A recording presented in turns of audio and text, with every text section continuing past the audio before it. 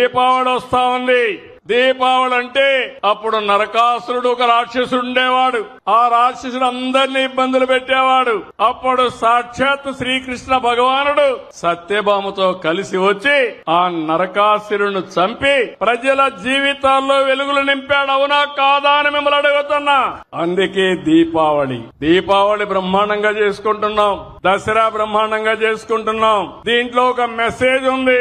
దుష్టుల్ని ఎట్టి పరిస్థితుల్లో ఉపేక్షించకూడదని నేను అడుగుతున్నా ఇప్పుడు మిమ్మల్ని అందరినీ. 19/2004లో ఏం తమ్ముళ్ళు ఎవరన్నా నవ్వే పరిస్థితిలో ఉన్నారా ఈ రాష్ట్రంలో? పండుగలు చేసుకునే పరిస్థితిలో ఉన్నారా ఈ రాష్ట్రంలో? ఆటో డ్రైవర్లు స్వేచ్ఛ ఉందా ఈ సమయంలో?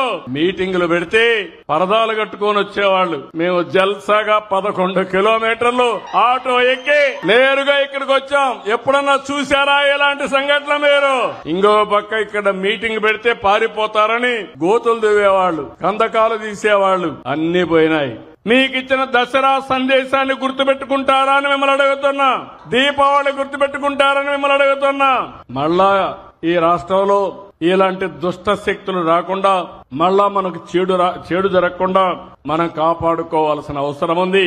అదే చరిత్ర నేర్పిన పాఠం, అదే మనకు వారసత్వంగా వచ్చే పండుగలని చెప్పి నేను మీకు తెలియజేస్తున్నా.